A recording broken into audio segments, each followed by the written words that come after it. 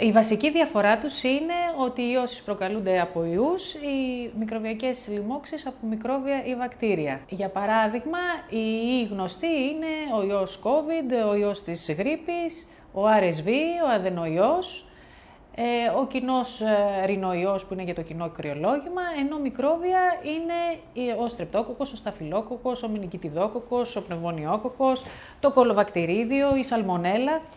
Η βασική διαφορά, όπως καταλαβαίνουμε, είναι ότι στον ιό δεν δίνουμε αντιβίωση, ενώ στο μικρόβιο δίνουμε.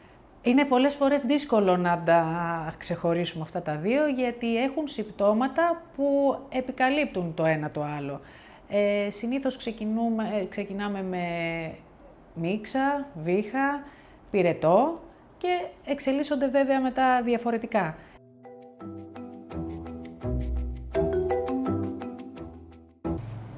Δεν ξεχνάμε ότι ο πυρετός είναι ένα σύμπτωμα. Ουσιαστικά δείχνει την προσπάθεια του οργανισμού να διαχειριστεί, να αντιμετωπίσει μία λίμωξη. Οπότε ο πυρετός αυτός καθεαυτός δεν είναι κάτι που μας πρέπει να μας πανικοβάλει, να μας ανησυχεί τόσο πολύ. Αυτό που μας ενδιαφέρει πάρα πολύ, ακόμα και με χαμηλό πυρετό, δηλαδή ακόμα και με δέκατα, είναι η κλινική εικόνα του παιδιού, δηλαδή το πόσο δραστήριο είναι ένα παιδί, το πόσο νοχελικό ή πνηλικό είναι και γενικότερα μία αλλαγή στη συμπεριφορά του που μας κάνει να πιστεύουμε που μας κάνει να βλέπουμε ότι αυτό δεν συμβαδίζει με το δικό μας παιδί.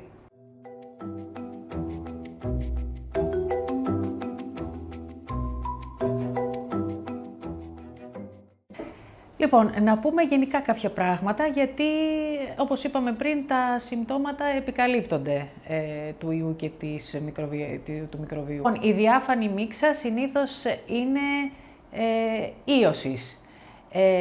Όμως και η πιο παχύρευστη, χρωματιστή μίξα που λέμε, η κίτρινη, πράσινη μίξα, μπορεί να είναι συνέχεια της ίωσης, που σημαίνει ότι ίσως ολοκληρώνεται ο κύκλος του ιού, μπορεί να είναι όμως και μία μικροβιακή λίμωξη. Εκεί λίγο μπερδεύονται τα πράγματα.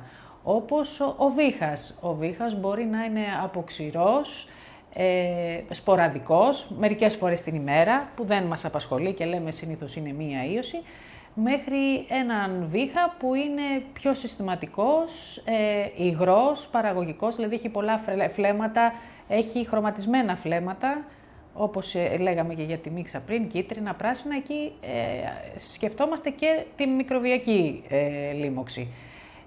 Ο πυρετός επίσης κάποιες φορές μας βοηθάει να καταλάβουμε. Ο πυρετός που διαρκεί λίγες μέρες, 3 με 5 μέρες και είναι συνήθως χαμηλός, πρόκειται συνήθως για ίωση. Ένας πυρετός ο οποίος συνεχίζεται και είναι υψηλός για περισσότερες μέρες, μας παραπέμπει περισσότερο σε μικρόβιο. Δεν ξεχνάμε βέβαια ότι πάντοτε υπάρχουν, ειδικά στην ιατρική, οι εξαιρέσεις στους κανόνες, που σημαίνει ότι μπορεί και ένας ιός να κάνει πολλές μέρες υψηλό πυρετό, όπως είναι ο ιός της γρίπης, όπως είναι ο αδενοϊός.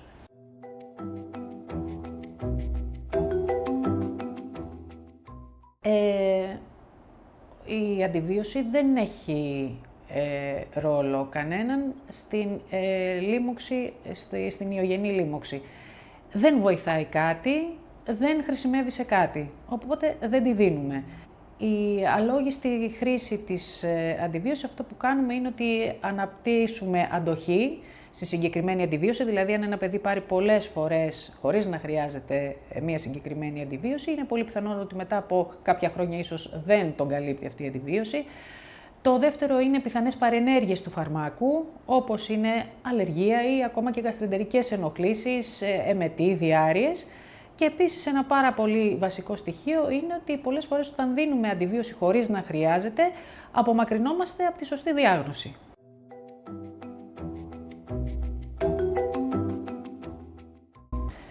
Θα δώσουμε όταν ο πυρετός παραμένει για μέρες, είτε υψηλός 39-40, είτε ακόμα και πιο χαμηλός 38-38,5. Όταν βλέπουμε λοιπόν ότι ο πυρετός είναι παρατηνόμενος, θα δώσουμε αντιβίωση για να προστατευτούμε από την μικροβιακή επιλίμωξη. Αυτό σημαίνει όμως ότι έχουμε κάνει και άλλους ελέγχους που χρειάζονται, αιματολογικούς, είτε απεικονιστικούς, είτε κάποιες άλλες εξετάσεις που μας οδηγούν σε αυτό το συμπέρασμα.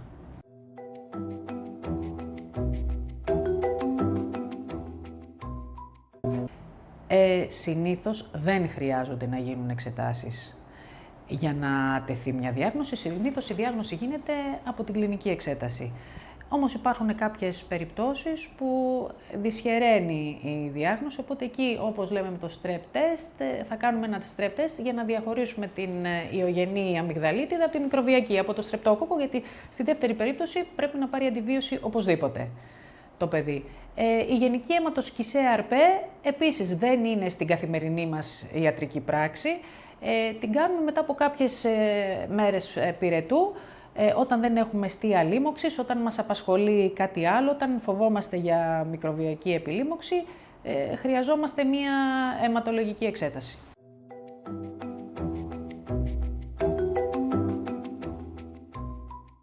Δεν υπάρχει ακριβής αριθμός των ημερών που θα πούμε ότι μία ίωση διαρκεί τόσο, ενώ μία λίμωξη από μικρόβιο διαρκεί τόσο. Λέμε γενικά ότι μία ίωση μπορεί να διαρκέσει 3 με 5 μέρες, ενώ περισσότερο διαρκεί μία μικροβιακή λίμωξη. Δεν ξεχνάμε πάντα ότι επειδή υπάρχει επικάλυψη των συμπτωμάτων, μπορεί να ισχύσει και το αντίστροφο, δηλαδή ένας ιός όπως ο αδενοϊός ή ο ιός της γρίπης να κρατήσει ο πυρετός του πάνω από 5 μέρες.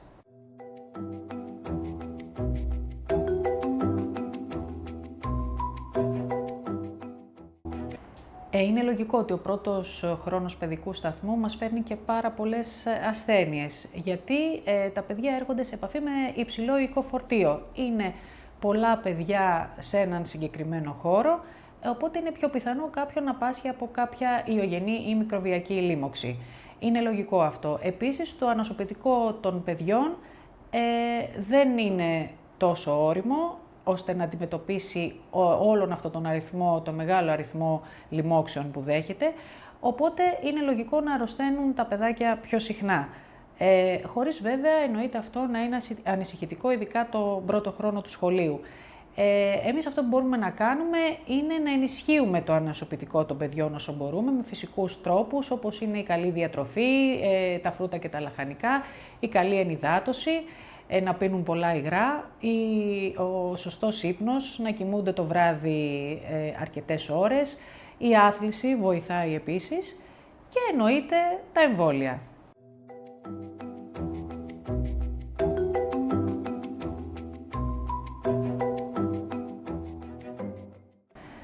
Εννοείται ότι πρέπει να είναι τουλάχιστον ένα 24ωρο χωρίς πυρετό, χωρίς τα συνοδά συμπτώματα, εμετούς, διάρειες, οτιδήποτε. Και βέβαια το παιδί να είναι σε καλή κλινική κατάσταση. Αυτό σημαίνει να είναι δραστήριο, να μπορεί να συμμετέχει στις δραστηριότητες του σχολείου, να μπορεί να φάει κανονικά, να μπορεί να παίξει, να τρέξει.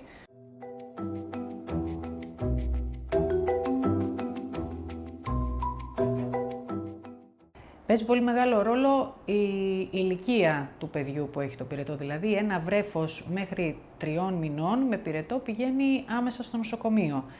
Πιο εύκολα επίσης πηγαίνει ένα παιδάκι μέχρι 2 χρονών με πολύ ψηλό πυρετό, αυτό σημαίνει 39,5-40, που δεν πέφτει καθόλου ή πέφτει ελάχιστα, για ένα 24ωρο τουλάχιστον επίσης. Πάρα πολύ σημαντικό ρόλο επίσης παίζει και η κλινική εικόνα, που σημαίνει ότι το παιδί δεν έχει τη συμπεριφορά τη γνωστή, αυτή που ξέρουμε, δηλαδή είναι πιο νοθρό, πιο νοχελικό, πιο υπνηλικό, δεν έχει τις αντιδράσεις που περιμέναμε, εκεί ακόμα και με χαμηλό πυρετό πηγαίνουμε στο νοσοκομείο.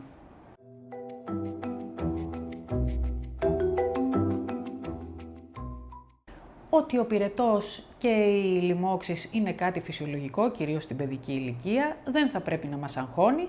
Με την κατάλληλη αγωγή, τα αντιπυρετικά μας, τις συμπτωματικές μας θεραπείες, δηλαδή την καλή ενυδάτωση, το καλό φαγητό, τον ύπνο, σιγά σιγά είναι πράγματα που ξεπερνιούνται και εννοείται ότι ο δεύτερος χρόνος του σχολείου δεν είναι έτσι. Οπότε κάνουμε υπομονή, περιμένουμε και δεν πανικοβαλόμαστε.